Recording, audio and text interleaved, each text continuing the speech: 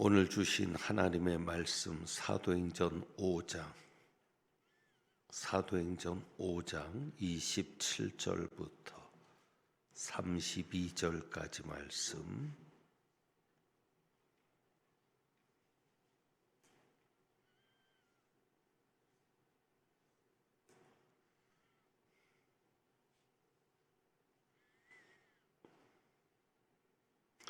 사도행전 5장 27절부터 32절, 신약성경 195쪽입니다.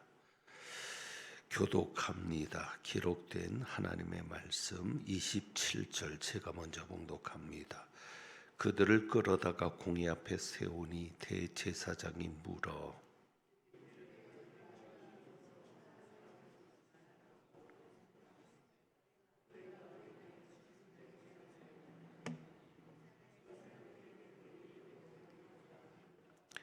베드로와 사도들이 대답해 이르되 사람보다 하나님께 순종하는 것이 마땅하니라.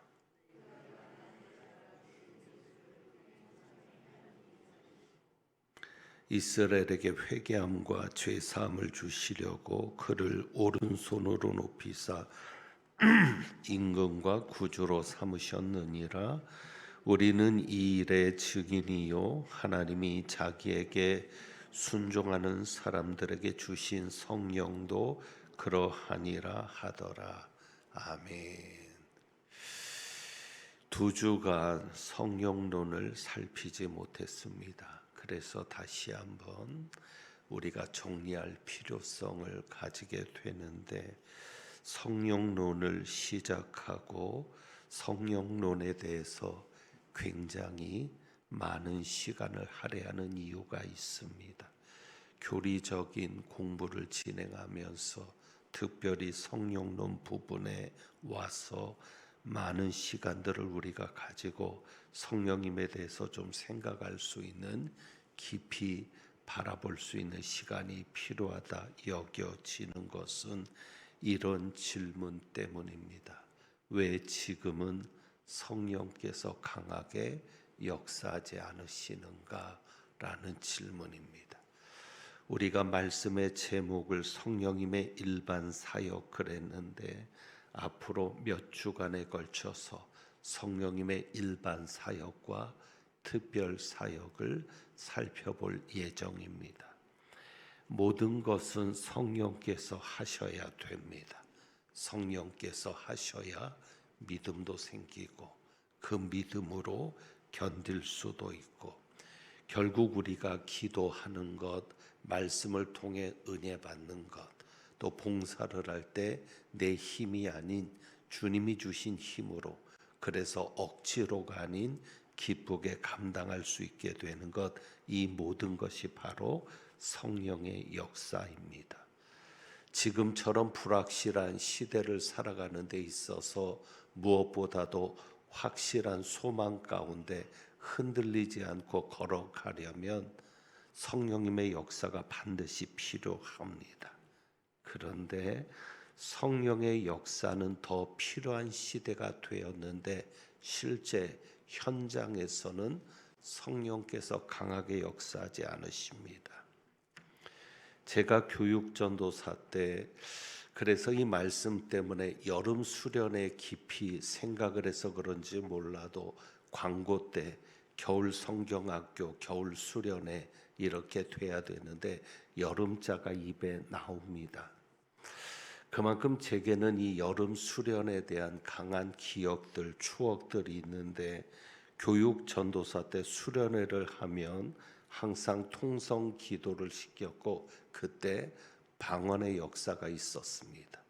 중고등학생들뿐 아니라 초등학생들까지도 새로 방언을 받아서 기도하는 그런 역사들이 있었는데, 지금은 그렇지 않습니다. 그때 담임 목사님에게 불려가서 단골로 들었던 이야기가 이겁니다. 우리 교회는 순복음 교회가 아닙니다. 순복음 교회, 방언을 강조했던 것도 아닙니다. 그냥 아이들을 데리고 기도하다 보니 자연스럽게 나타났던 은사들이, 또 기도하기 위해서 필요했던 은사들이 방언의 은사였는데, 그래서 기도하는 이들이 참 많았습니다. 그런데 지금은 어떤가 싶은데 성령님의 역사가 그때만큼 교회나 기도원에나 어디에서도 볼 수가 없습니다. 그래서 그런 생각을 해본 것이죠. 성령님에 대한 강조가 없어서 그런가? 성령님을 강조하지 않으니까 잊어버리고 있어서 그런가 싶어서 심야 기도회 때 성령을 주제로 설교하기도 했습니다. 몇 주간을 성령님을 주제로 설교하면서 함께 기도하고자 했는데, 그때 깊이 가졌던 고민이 그것입니다. 그런데 그 고민은 지금도 역시 여전히 저에게 남아 있습니다. 성령론에 대해서 배울 때, 또 성령님에 대해서 이야기할 때마다 가지게 되는 고민은 성령님에 대한 지식이 있다고 해서 성령이 역사하는가라는 고민입니다. 여러분, 성령님에 대한 지식이 있어야 성령이 역사하는 겁니까? 그러면 옛날에는 성령님에 대한 지식이 있어서 성령께서 역사하셨던 것입니까? 두 가지 예를 들 수 있죠. 우리가 수영법을 알았다고 해서 수영을 잘하지 않습니다. 수영하는 방법에 대한 내용을 알았다고 수영을 잘하는 게 아니라, 수영을 잘하려면 무조건 물에 뛰어 들어가야 합니다. 물도 먹어보고 지식이 필요한 게 아니라 그저 한번 경험해 보는 것, 그것이 중요하고요.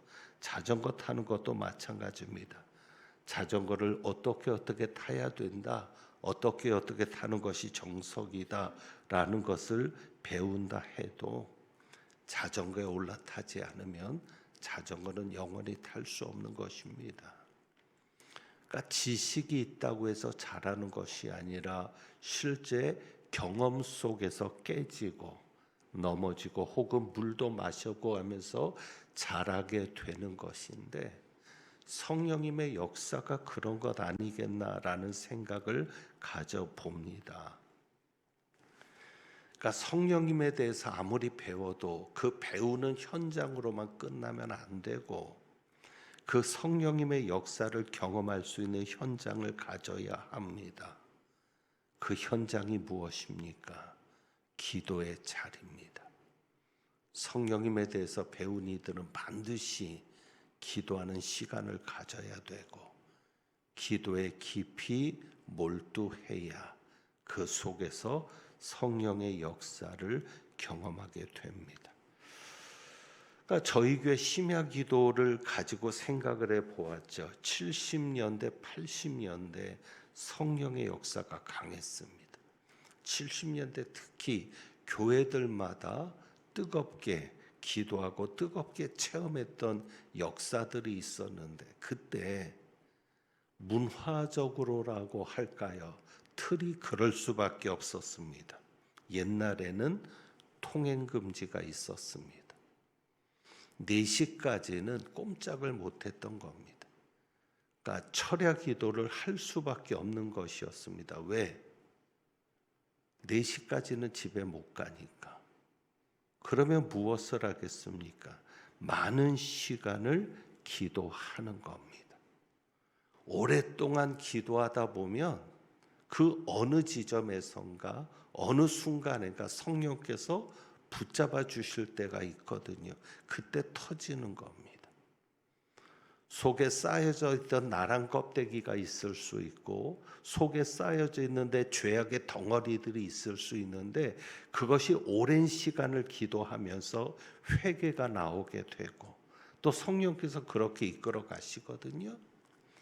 그래서 그 회개 속에서 눈물이 터지면서 그때 내가 죽고 온전히 성령이 받아들여지는 그런 역사를 경험하게 되었는데, 지금은 기도할 시간이 없습니다. 예배 시간 중에도 기도 시간이 없고요. 심야 기도 시간조차도 1시간 이상을 기도하지 않습니다. 그러니까 배움은 많아졌는데 지금도 마찬가지예요. 성령론에 대해서 배우면 뭐래요? 그 성령님을 만나기 위한 기도, 성령님을 만나기 위한 간절함, 성령님을 체험하기 위한 부르짖음, 몸부림이 필요한데 그런 시간을 갖지 못하는 것. 그런 시간을 갖지 못하고 성령님에 대해서 배운다고 해서 역사가 일어날까? 그래서 여러분들이 기도해 주시고 마음속에 정리해 주셔야 될 것이 있습니다. 성령님에 대한 이 지식이, 이 배움이 단순히 지식으로만, 배움의 시간으로만 끝나지 않도록 기도하셔야 됩니다. 때를 얻든지 못 얻든지 전도에 힘쓰는 것처럼 때를 얻든지 못 얻든지 기도에 힘써야 합니다. 여러분이 성령님에 대해서 배우고 그래서 생각 속에 성령님에 대한 인식, 성령님에 대한 중요성을 가지게 되었다면 그것이 여러분의 기도 생활과 연결되도록 해야 합니다. 어찌 보면 성령의 역사가 강하게 일어나지 않아도 지식이 필요할 때가 있습니다. 호세아 선지자의 말을 생각합니다. 그 말이 무엇인가 하면 하나님을 아는 지식이 없어서 백성들이 망한다는 겁니다. 이것을 성령님에게 대입시켜서 생각을 해보는 것이죠. 우리가 왜 망하게 되는가? 왜 우리가 신앙생활을 힘있게 하지를 못하는가? 왜 우리가 자꾸 주저앉는가? 결국 무엇이 없어서요? 성령님에 대한 지식이 없어서. 그래서 호세아 선지자의 말을 가지고 대입을 해보면서 성령님에 대한 아는 지식이 없으면 우리도 망할 수밖에 없다. 그래서 성령께서 강하게 역사하지 않으시더라도, 성령께서 뜨겁게 역사하지 않으시더라도 우리가 성령님에 대한 지식이 바로잡혀 있을 때 망하지 않을 수 있고, 어떤 역사가 일어나더라도 그 역사 속에서 바르게 하나님의 부르심, 하나님의 섭리, 하나님의 뜻을 따라갈 수 있을 것이라 생각합니다. 그 한 가지 예를 한번 들어볼게요. 자, 성령님에 대한 지식. 우리가 이제 본격적으로 성령님에 대한 것을 들어가게 될 텐데 그냥 간단한 한 가지 예입니다. 왜 성령님이라고 부릅니까? 성령. 실제로 영어로도 그렇고요. 헬라어로도 그렇고요. 우리나라 말로 한자어로 번역이 된 거지만 성령. 성자가 무슨 성자입니까? 거룩할 성자잖아요. 거룩한 영. 이 명칭이 굉장히 중요하다고 여겨집니다. 왜요? 성령은 거룩한 영이기 때문에 성령님의 역사는 실제로 어떤 역사를 합니까? 거룩함이 생겨나게 하는 역사를 합니다. 성령은 무슨 영이니까? 거룩한 영이니까. 그러니까 성령은 더러운 곳에 역사할 수 있어요, 없어요? 없어요. 더러운 곳에서 성령의 역사가 일어난다고 하면 그것은 성령의 역사가 아니라 악령의 역사겠죠. 그래서 성령님의 목적은 무엇입니까? 거룩하게 하는 것이 성령님의 목적입니다. 하나님의 백성, 하나님의 자녀들을 거룩하게 하는 게 성령님의 목적입니다. 그러니까 우리가 이런 지식을 가지고 있으면 우리가 추구하는 게, 왜 성령님을 추구하느냐? 가장 기본적인 추구의 방향이 뭐예요? 은사도 아닌 거예요. 신비한 체험도 아닌 거예요. 왜 이 시대 성령께서 역사하지 않으시는가? 방향이 잘못되어 있기 때문은 아니가. 왜? 성령은 무슨 영이에요? 거룩한 영. 이름 자체가 가진 그 거룩함 때문에 성령님의 목적은 거룩함인데 교회가 거룩해지기 위해서 성령을 구하지 않거든요.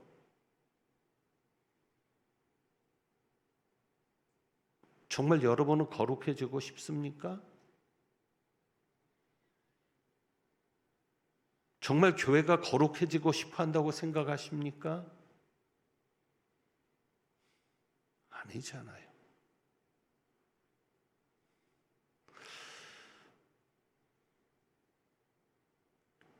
한국 교회도 그만큼의 역사면 이제는 어린아이의 교회가 아닐 겁니다. 이제는 정말 주님이 오실 때를 준비해야 되는 교회인데, 그렇다고 하면 성령님을 사모할 때 가장 중요한 사모함이 뭐예요? 거룩함.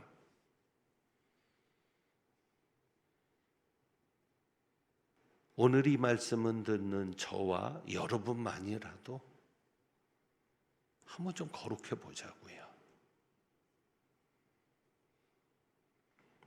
세상을 대하는 방법, 세상을 접근하는 방법, 세상을 향한 목적도 좀 달라져 보자고요. 세속적으로 접근하지 말고, 그래야 성령께서 역사하실 것 아닙니까? 그러니까 이런 게 지식이라는 거죠. 성령님은 거룩한 영이다. 그러면 거룩하지 않은 것은 성령의 역사다, 아니다? 아니다. 예를 들어 음란한 사람이 있습니다. 안수한다고 하면서, 안찰한다고 하면서 아무데나 더듬습니다. 교인들은 그것이 당연하다는 듯이 그게 안수인 줄 알고 안찰인 줄 알고, 그러면 성령의 역사입니까? 그를 통해서 기적이 일어났다. 그러면 그것은 성령께서 고치신 겁니까? 아닐 수 있죠. 왜? 음란한 건 성령의 역사가 아니잖아요. 성령님의 역사를 강조하고 설교를 하면서 음란한 말들이 튀어나온다. 그게 성령의 역사입니까? 아니잖아요. 그러니까 제가 예를 들어 드리는 겁니다. 지식이 왜 필요한가? 정말 이제 하나님께서 마지막 때에 신부로 준비된 이들을 모으실 것이고 준비시킬 것이고 영적으로 깨어있는 자들을 세우실 겁니다. 그러려면 지식을 갖추고 있는 거죠. 그래, 성령님은 이런 분이야. 성령님은 이렇게 역사하시는 분이지. 그러면 마귀도 속이는 거거든요. 표적과 기사를 일으켜서 할 수만 있으면 택하신 자들을 미혹하게 하리라. 우리는 성령의 역사가 표적과 기사에만 맞춰져 있었거든요. 무조건 기적이 일어나면 성령의 역사가 일어난 줄 알고, 무조건 쓰러지면 성령의 역사인 줄 알고. 쓰러져서 뭐 할 건데요? 쓰러져서 그만큼 거룩해졌습니까? 쓰러지고 일어났더니 술을 끊게 됐다. 그러면 인정. 쓰러지고 일어났더니 담배 냄새가 역겨워졌다. 인정.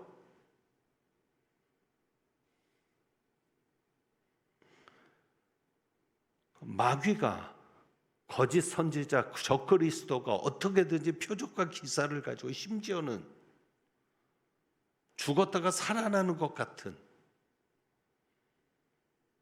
그럴 때 속지 않으려면 지식. 그때 정말 성령께서 역사하는 사람, 성령께서 역사하는 일꾼 되려면 저와 여러분이 이런 지식을 가지고 그날을 준비하고 기도해야 할 줄 압니다.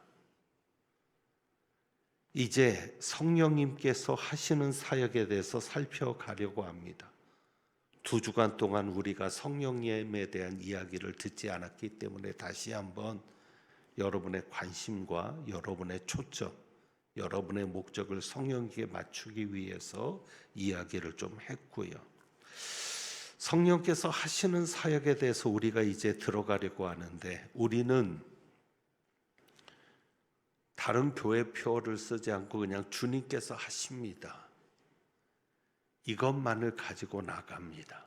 인사도 그렇게 하고요. 그런데 대부분의 사역을 주님께서 하십니다라고 하지만 대부분의 사역을 누가 하시는 겁니까? 성령께서 하시는 겁니다. 그러니까 우리에게 오시는 분은 누구예요? 성령님이신 거예요. 성삼위일체 하나님이신 그분이 성령님을 통해서 우리 안에 계시는 거예요. 그래서 우리 안에 성령님이 계시면 아버지도 계시고 예수님도 계시는 거예요. 이것이 하나라는 게 아니라, 그래서 실제로 하나님은 지금 보좌에 앉아 계시고요. 예수님은 보좌 우편에 계시죠. 그러나 성령님을 통해서 그 아버지와 성자이신 예수 그리스도께서 다 우리 안에 계시는 거죠. 그건 나중에 기회가 되면 말씀을 가지고 여러분에게 풀어드리겠습니다. 말씀에도 그런 부분이 분명히 드러나고 있기 때문이죠. 자, 그래서 하나님께서 우리에게 하시는 일, 아버지로서 하나님이 우리에게 하시는 역사, 예수님께서 우리에게 하신 역사, 또 하실 역사, 하신 역사가 구원 사역이잖아요. 한마디로 하면 그런 모든 일들을 우리에게 적용시키는 분은 누구십니까? 성령님이신 거죠. 그렇기 때문에 실제로 우리에게서 와서 역사하는 분은 성령님이시니까 얼마나 중요해요.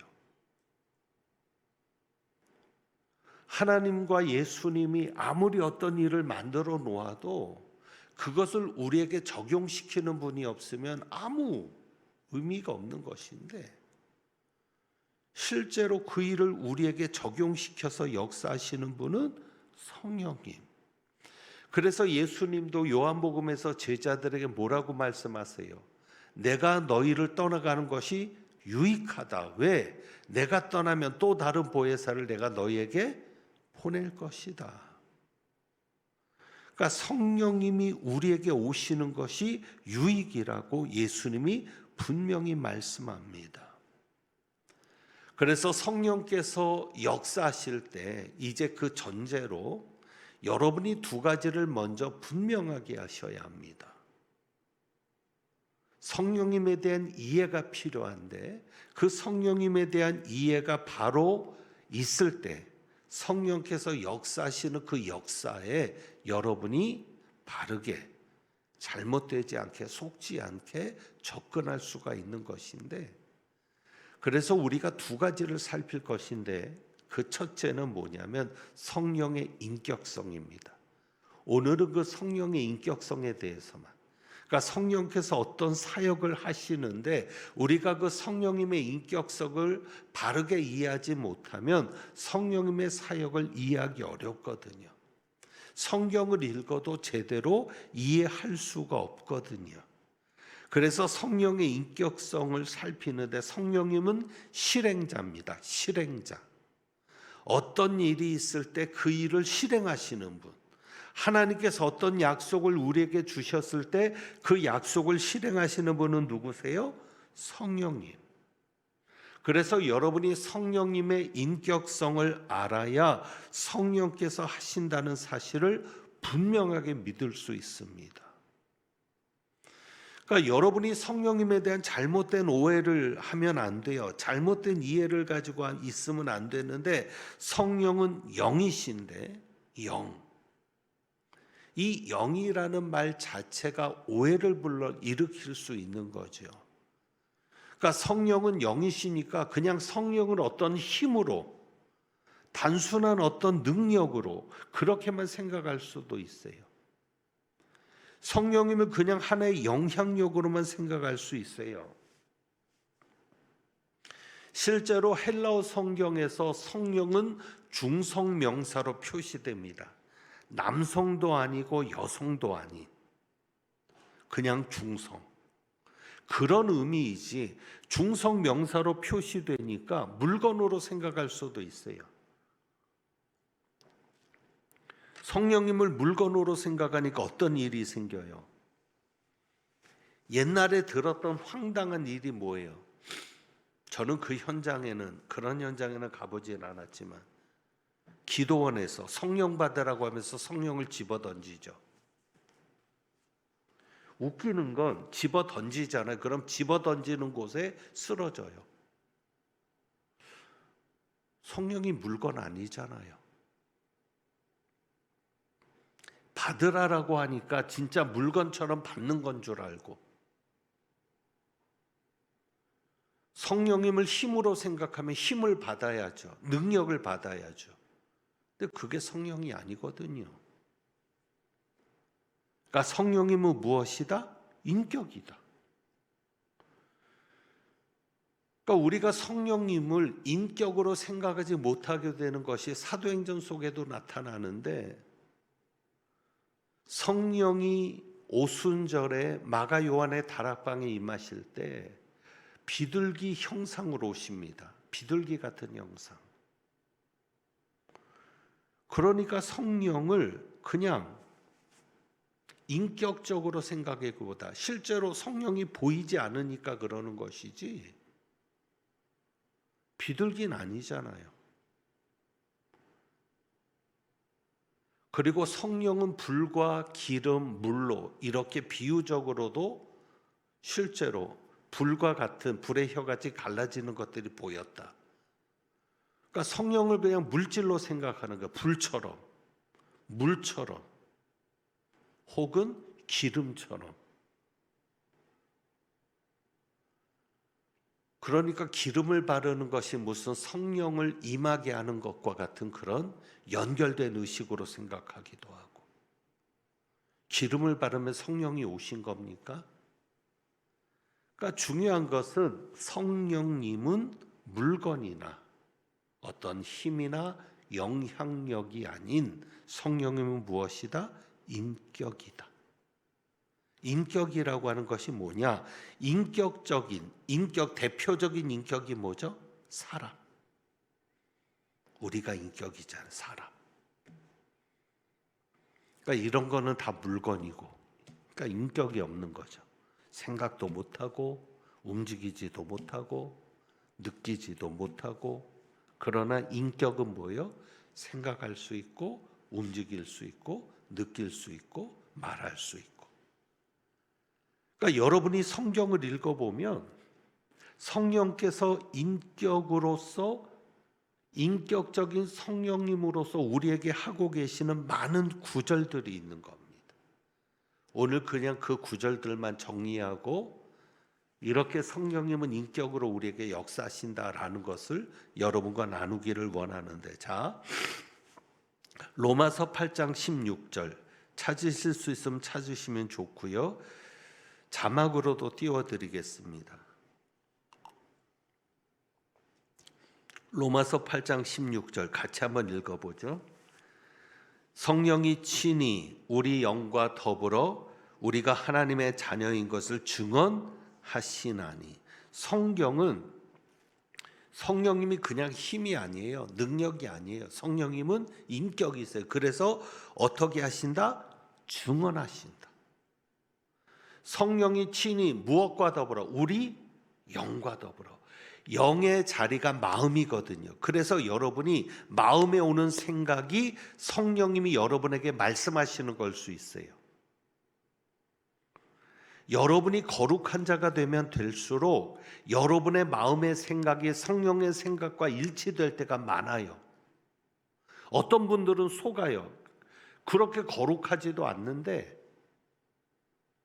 자기가 뭐 대단하게 그렇게 하나님이 인정하는 사람도 아닌데 자기에게 떠오르는 생각을 성령님이 주신 생각으로, 실제로 성령님이 우리에게 생각을 주실 수 있어요. 그게 오늘 로마서 8장 16절에 증언하신다는 거예요. 우리 영과 더불어 우리가 하나님의 자녀인 것을 증언하시나니. 그래서 성령께서 하나님의 자녀인 것을 증언하니까 내 마음에 어떤 확신이 생길까요? 나는 하나님의 자녀다. 이게 바로 성령이 우리에게 말하셨다는 거죠.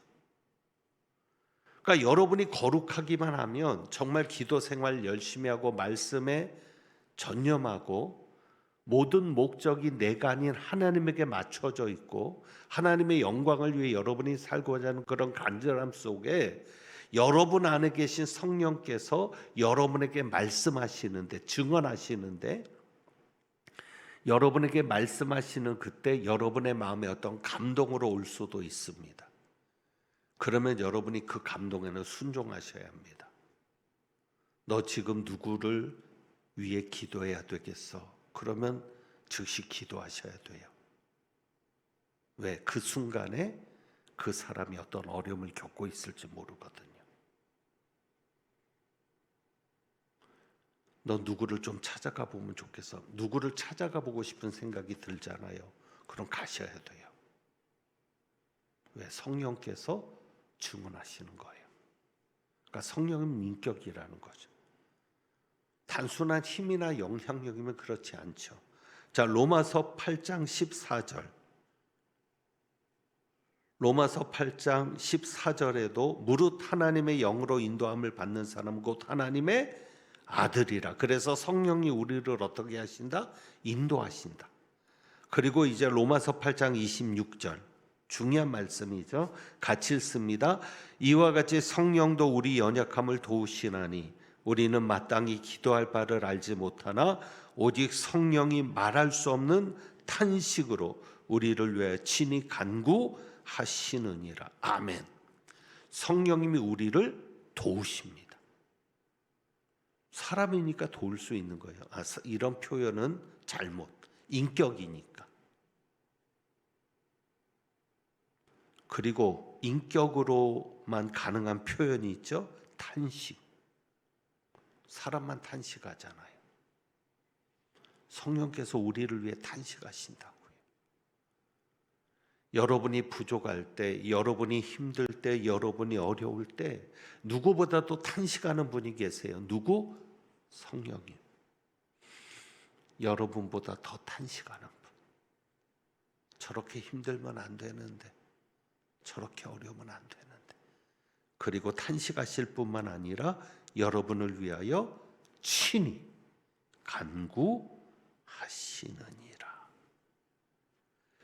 그리고 아까 제가 로마서 8장 14절에 인도함에 대해서 얘기했는데 요한복음 16장 13절 같이 볼까요? 시작.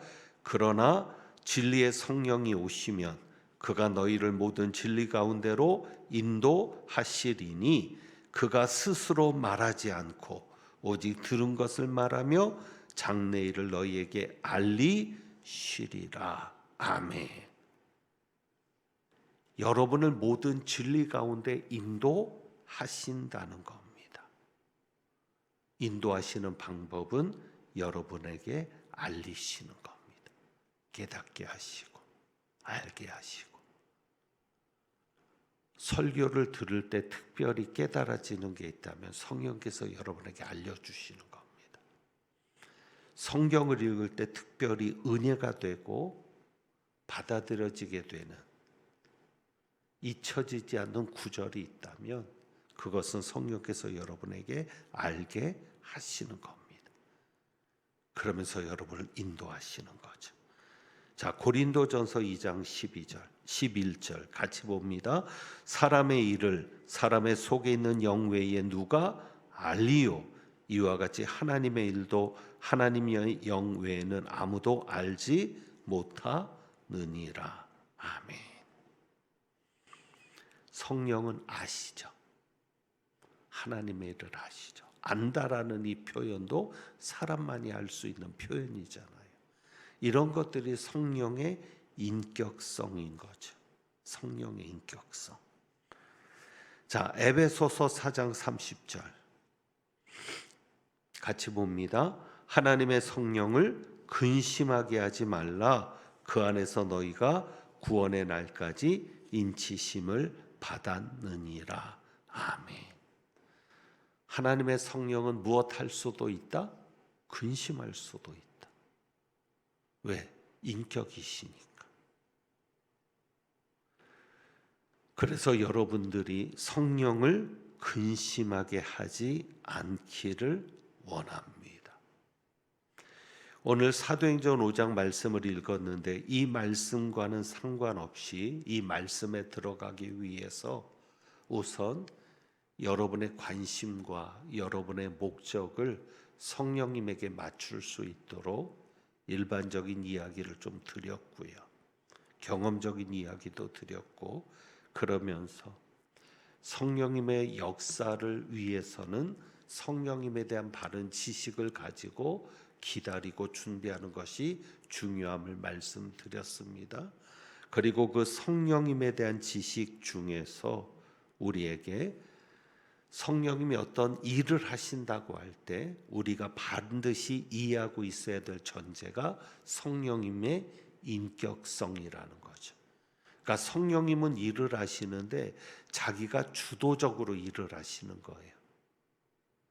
어떤 힘이나 영향력이 아니라, 그래서 누군가의 힘으로, 누군가의 어떤 주도권에 의해서 성령님이 움직이시는 게 아니라 성령님이 주도적으로 움직이시는 겁니다. 그러니까 우리는 그저 성령님께 기도하고, 어떤 분들은 그래, 기도는 하나님께 하는 거지 성령님은 하나님 아니신가요? 꼭 성부 하나님께만 기도해야 된다는 법이 있나요? 우리와 함께 하시고 우리와 동행하시고 우리에게 역사하시는 분은 누군데? 성령님이신데, 그러면 성령님에게 부탁할 수도 있는 거죠. 그래서 절대 잘못된 게 아니거든요. 그러니까 여러분들이 성령님께 기도하는 것밖에 없는 거예요. 왜? 성령님은 하나님이시니까 모든 주권과 모든 의지, 모든 뜻은 누구에 의해서? 성령님에 의해서 되는 거지. 그러니까 성령 받으라고 한다고 해서 성령님이 무조건 가는 게 아니라는 거예요. 그냥 기도할 뿐이지. 그러니까 여러분들이 그런 어떤 이해 속에서 앞으로 성령께서 어떤 사역을 하시는가, 우리가 이제 그 성령님의 사역에 대한 것들을 좀 살펴갈 때에 여러분들이 이런 성령님은 인격이시다, 그러니까 사람 같은 그런 표현들, 성령님은 사람은 아니고 하나님이시지만 인격이시기 때문에 성령님만이 하실 수 있는 그런 표현들, 증언한다든지, 그 다음에 돕는다든지, 우리를 위하여 기도한다든지, 또 인도한다든지, 우리에게 알린다든지, 그리고 감정도 있는 거예요. 성령을 분노하게 하면 안 되는 것이고 근심하게 하면 안 되는 것이고, 바로 이렇게 성령님이 어떤 분인지를 아는 그런 중요성 속에서 여러분의 믿음 생활이 성령님과 함께하는 생활 될 수 있기를 주님의 이름으로 축복합니다. 기도하겠습니다. 하나님 아버지, 성령님께서 역사하기를 사모합니다. 성령님이 계셨기 때문에 가능했던 역사들이었고, 성령님이 역사하셨기에 저희 교회가 120년 동안을 이 암흑의 땅, 우상의 땅에서 주님의 빛으로서 등대로서의 사명도 감당할 수 있었습니다. 이제 다시 성령의 역사가 일어나기를 소원합니다. 정말 어려운 이때, 힘든 이때 성령으로 인하여 하나님께서 하시는, 주님께서 하시는 놀라운 일들을 경험하기 원하오니 주여 도와 주시옵소서. 우리 주님 예수 그리스도의 이름으로 기도하옵나이다. 아멘.